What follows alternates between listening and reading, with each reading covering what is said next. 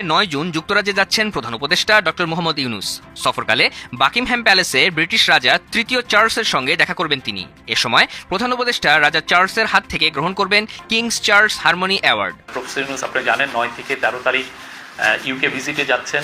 সেখানে the king Charles the third harmony award উনি পাবেন। এটা খুবই প্রেস্টিজিয়াস একটা অ্যাওয়ার্ড, সেখানে উনি পাবেন। এবং আজকে মিটিংয়ে জানানো হয় যে ওই এই অ্যাওয়ার্ডের সময় অ্যাওয়ার্ড সেরিমনির আগেই প্রাইভেট অডিয়েন্স মানে কিংস চার্লসের সাথে আমাদের চিফ অ্যাডভাইজার একটা মিটিং হবে।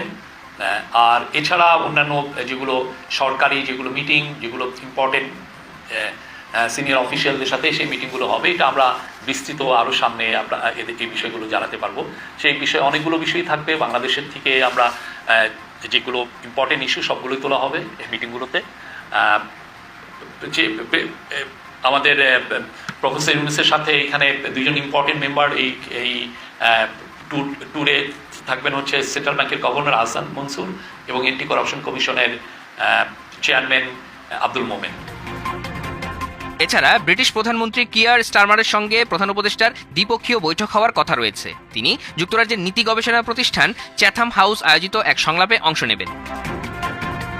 প্রধান উপদেষ্টার কার্যালয় থেকে জানিয়েছে, তার এ সফরে বাংলাদেশের গণতান্ত্রিক উত্তরণে যুক্তরাজ্যের সমর্থনের বিষয়টি বিশেষ গুরুত্ব পাবে। এর পাশাপাশি পাচার হওয়া অর্থ ফেরত আনার বিষয়টি প্রাধান্য দেবে বাংলাদেশ। আগামী 14 জুন প্রধান উপদেষ্টার দেশে ফেরার কথা রয়েছে।